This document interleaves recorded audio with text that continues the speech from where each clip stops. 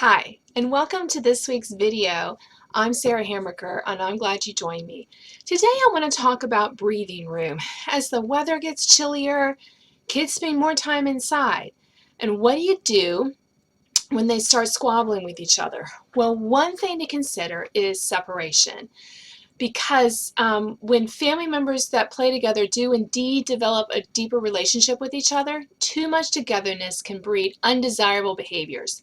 Time away from siblings can provide a much needed respite and can prevent tensions from reaching the boiling point and developing into conflict. As you know, I have 4 children and I've seen this time and again. Sometimes they just don't know when to stop playing together.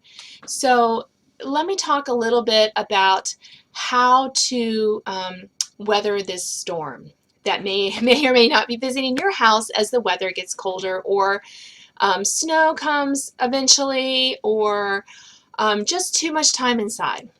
Anticipation. Remember that kids sometimes can get kind of squirrely before birthdays, before holidays, before Christmas or relative visits or trips. So kind of know that some of your kids are going to handle that anticipation better than others. Now, 2 of my children handled the anticipation by picking on their siblings. Yes, it's true. I've seen it. When they're excited about something, they go and they just start that nitpicking, that touch, because they're just excited and they have all this nervous energy. So what I do for those kids when they get kind of what I call squirrely, I know they're anticipating their birthday or something like that, I separate them from their siblings and I encourage them to get some physical exercise. Go do something outside if possible. If not, go jump on a trampoline. Just don't be around their sibling for a little while. And I kind of tell them, look, you're anticipating this, and so you're starting to pick on your brother. And I know that you don't want to drive him crazy, so let's figure out the way.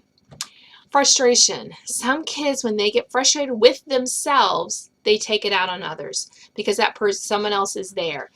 They're mad that they forgot to do their homework or left it at school. They're excited, they're frustrated that they are having trouble doing their math homework. Whatever it is, they can start to do that picking. So if you notice that one of your children does this when they're frustrated, help them to recognize their frustration signs, kind of like anger cues, and help them to come up with some redirection for that. Differences. Kids are just different, and sometimes when they're together a lot, those differences blow up in spectacular ways. And let me tell you, I have 2 older girls and then 2 younger boys, and I have seen some spectacular fights because they're different. One kid wants to do this, the other kid doesn't want to do it. They just kind of squabble about that. Health. When kids aren't feeling that great, they don't get along so hot. I mean, think about how when you don't feel good, you're like, go away, but you might not tell someone you're not feeling well. So help your kids when they're not feeling well, to remind the other siblings, hey, look, such and such has a really bad headache. Let's give him or her some space. Such and such has a bad cold.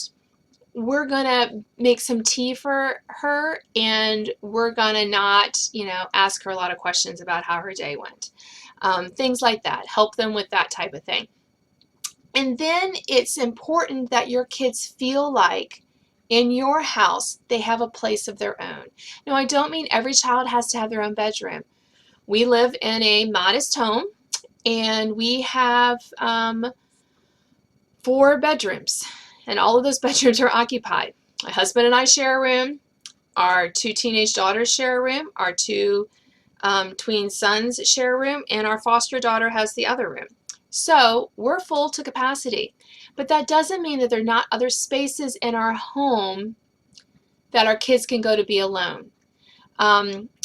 Sometimes they can be in the bedroom by themselves. I've told other people, well, look, such and such is in the bedroom.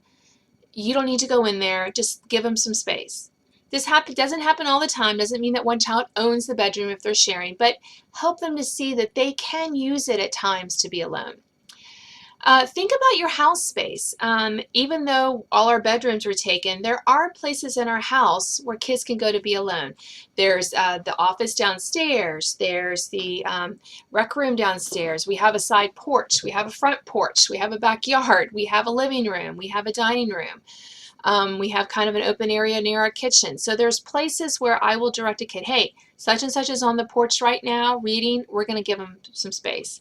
That kind of thing. So help your child to see, even in your home, where there are good spaces for them to go. Some parents I know have designated a small spot in the laundry room. They put a beanbag chair and a rug there, a little tight, but it was able to have a child have their own space. So you can think kind of creatively about this.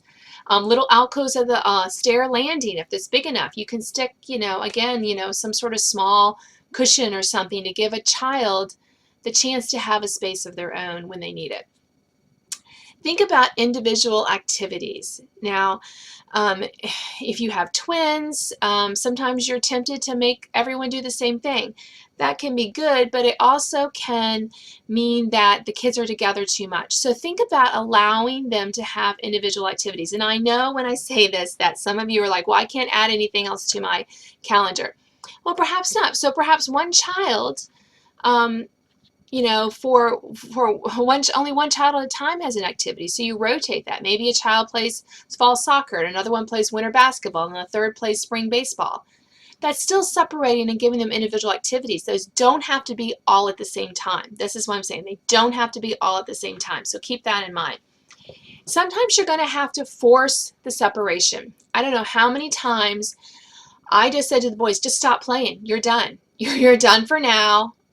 I forcibly separated them, and my girls as well, because they just didn't know, hey, you're starting to pick on each other, walk away. You can figure out something else to do. You don't have to be together. So have that forced separation. I am a huge fan of rest times. When our kids were younger, everyone had a rest time. On the weekends, during the day. Our 3-year-old foster child, she has a rest time. She has the blind up. She can read books in her bed, but she has a rest time because we all need some quiet time.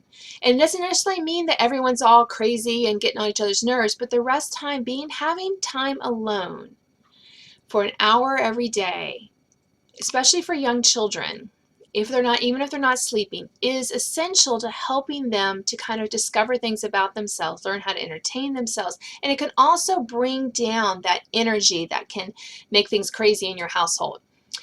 And lastly, I want to talk about play dates.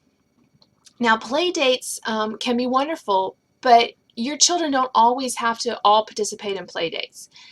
When they're little, you kind of tend to do that, but when they get a little older, little for logistics sake, let them go on a play date by themselves. Let them go to an event with a friend, especially, my kids are close in age. My boys especially are back-to-back in school, and sometimes I've had to say, you weren't invited, so you can't go to this event.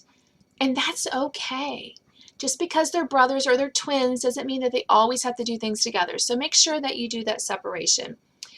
I hope this video has been helpful to help you give your children breathing room and the ability to be separate when things can get kind of crazy.